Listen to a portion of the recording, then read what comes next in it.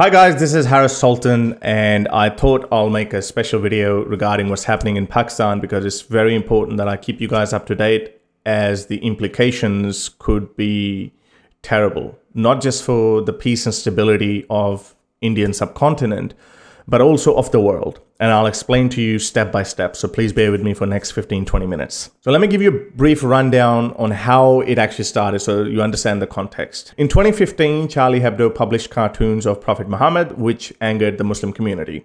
As a result, on January 7th, some armed Islamist jihadis attacked Charlie Hebdo offices and scores were killed.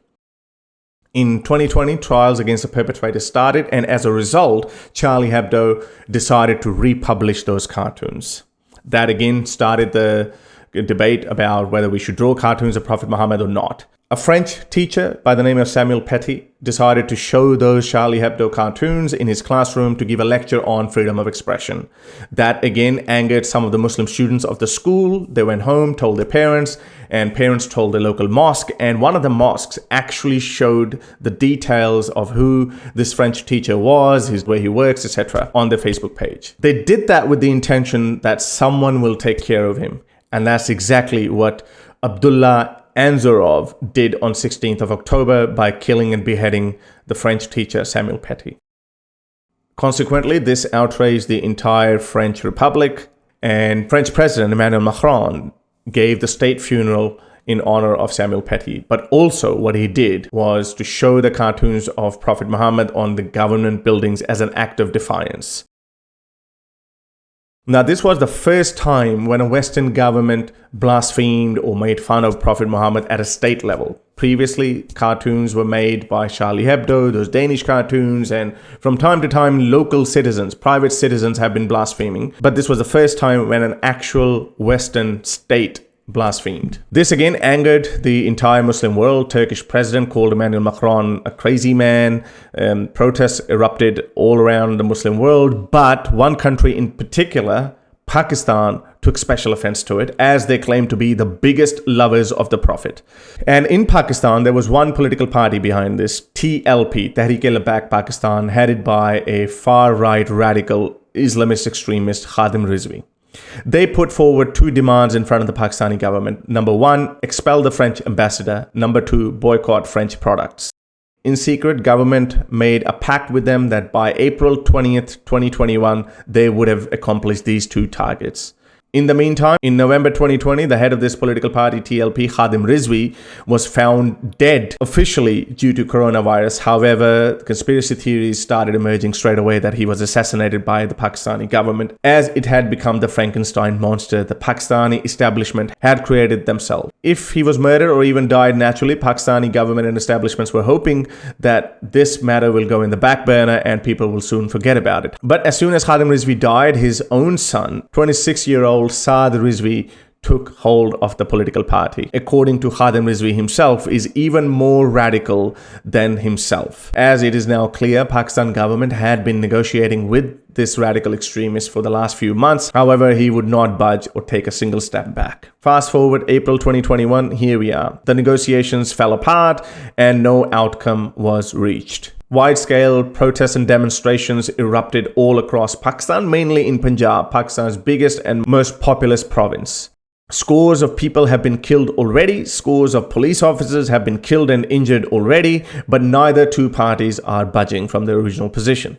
Today is the expiry date of the original deadline, April 20th, 2021. Pakistan government arrested Saad Rizvi on 13th of April, almost a week ago, hoping that this will fizzle away, but it hasn't. More than 1 million people have turned up on the streets, putting forward the two original demands. That is, expel the French ambassador and boycott French products. TLP, the extremist group, have started mobilizing people and they are marching towards Islamabad as we speak. Numbers vary. Some people say millions of people are marching towards Islamabad. Some people say their number is only in few thousands. But either the case, there are only 4 options left in front of us. Option number 1, TLP is forced to withdraw. Now that would mean that the 1 million people that are marching towards Islamabad to take over the government will have to use lethal force.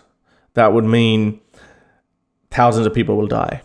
And if that happens, who knows how much it would charge up the rest of the Pakistanis who are so far sitting quietly in their houses. Would they start coming out as well to rebel against the government? If that happens, that could be very, very bad news, not just for Pakistan, India, but the entire world. What that means that the highly charged up crowd that is marching towards Islamabad, Pakistan's army, rangers, and the police will have to stop them by any means necessary. Now that means thousands, or if not tens of thousands of people will die.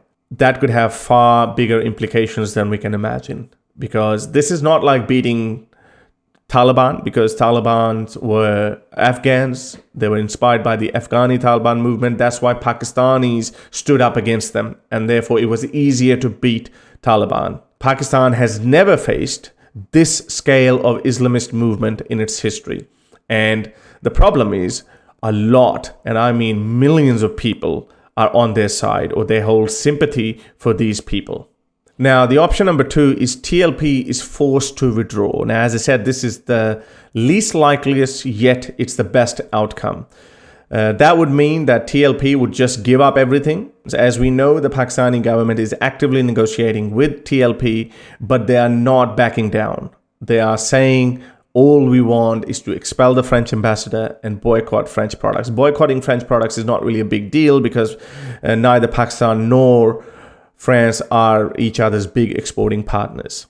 But it's not that easy for Pakistan when they know that they've got Imran Khan's government by the throat. So they're not going to give up. Option number 3 is that Pakistani government is forced to withdraw by negotiations, meaning giving up their stance of not expelling the French ambassador. Pakistani government yesterday, Imran Khan addressed the nation, and he said that if we do this, then we set the precedent that anytime a blasphemous action takes place in a Western country, we will have to expel the ambassador, which means that we will be self-isolating ourselves. If this happens in the United States, would Pakistan expel the American ambassador? Or in England? Or in Germany? Or in Italy? Or in Spain? Or even in China? If that happens, then Pakistan may as well put a gun to their own head and pull the trigger. So this is the reason why Pakistani government is highly unlikely, and they've already killed tens of people, tens of demonstrators, to avoid that outcome. However, it is a very likely option. Now, option number 4 is Pakistani government is forced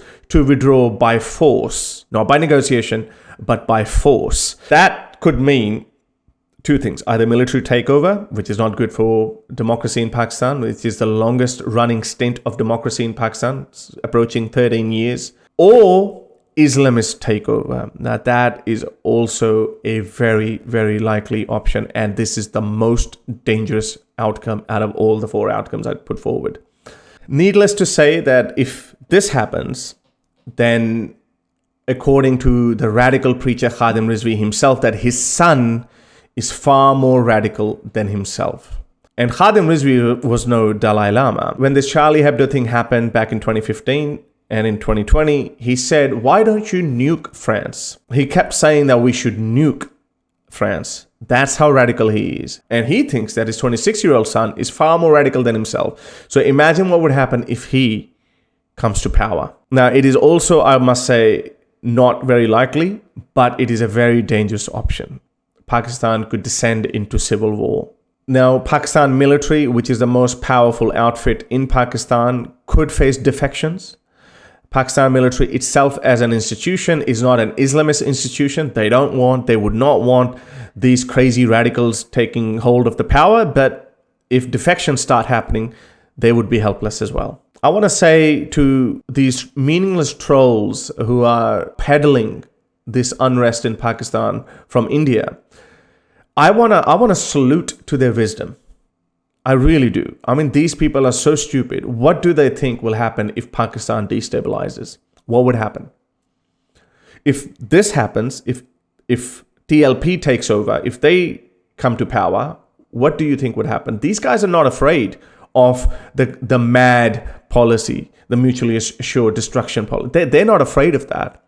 They want to embrace martyrdom. They would gladly nuke the rest of the world. Now, obviously, they can't nuke France because Pakistan doesn't have the capability, but they would increase their attacks on India. How do you think that would go down? And they will, and I wouldn't be surprised if they say, okay, let's nuke India. And as a result, India will nuke Pakistan, and that would be the end of India and Pakistan. But also, we'll have nuclear winter, and the entire world will be fucked, basically. Now, I want to say that I cannot imagine a horde of people as stupid as these Pakistani Islamists. I mean, someone does something in a far, far away land like France, and these people start destroying their own country. We know that there is animosity between India and Pakistan. We know that how hard these two countries have been trying to isolate each other from the rest of the world. They've been fighting very hard for a very long time, and I think India is succeeding. Pakistan has been on grey list of FATF, but it hasn't gone on the blacklist as per the wishes of India. But imagine if these Islamists start isolating themselves, India doesn't have to do anything. In fact, here's the idea for India. You know what India should do? Just put away $10 million. $10 million. Start a new magazine publication in United States, in England, in Germany, in Italy, in Spain, in Canada, in Australia, in New Zealand. Name that magazine Blasphemy Magazine. And pump out cartoons on Prophet Muhammad every month. You think United States will ban that? You think United Kingdom will ban that? They can't ban that because there's a thing called freedom of expression. They would not ban that. So what would these Islamists demand then? They would say, well, expel the American ambassador, British ambassador, Australian ambassador. We're not going to play cricket with the Australian cricket team. Expel the Canadian ambassador. So India doesn't have to do anything. Pakistan, these Islamists, these idiot nutbags, they will isolate Pakistan themselves. That's how stupid these people are. And that's pretty much exactly what Imran Khan said. And look, Imran Khan is no saint in this. When the same party was rebelling against Nawaz Sharif's government back in 2017, Imran Khan went and sat in the lap. He supported these goons. And now the chicken have come home to roost. Now the same snake is biting Imran Khan's government, and he is helpless. Pakistani establishment, military establishment, created this TLP monster. And now this monster has become too big for anyone to handle. When protests were happening in India, in Delhi in 2019, Pakistanis were over the moon. They were loving it. They were starting this war on Twitter. India disintegrating, India falling apart, and they were happy. Now, farmer protests were happening. I must admit, Pakistani government actually did not say anything about that. But Pakistanis themselves were happy. They were rejoicing at the thought that India will disintegrate. Now, I can't blame Indians for, finding joy in this, putting their feet up, having buckets of popcorns in their hands. This is the mess that Pakistan created. And if this government is overthrown, if situation gets worse, then this will be the only country that will go down in history as a country of fools who destroyed their country over some megapixels. That's it. That's how the history will be written. Now, history is very cruel.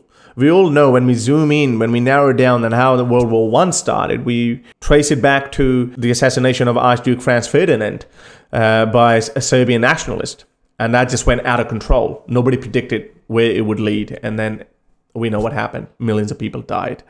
And when we're going to look back, if Pakistan is dissolved, if Pakistan is disintegrated, that's what it'll come down to. A bunch of fools who destroyed their country over some freaking cartoons, over a prophet who died 1400 years ago. And it's not even the main tenet of Islam to love Prophet Muhammad more than their lives. It's one of the hadiths, but it's not one of the 5 pillars of Islam. It's not one of the 6 articles of faith. It's just one hadith. Muslims conveniently throw away inconvenient hadiths. They easily throw them away. Why can't they throw this one away? Why only Pakistanis are the biggest lovers of the Prophet? Because they've been brainwashed with this, around this hadith. Muslim countries that are brainwashed with jihad are bigger jihadists.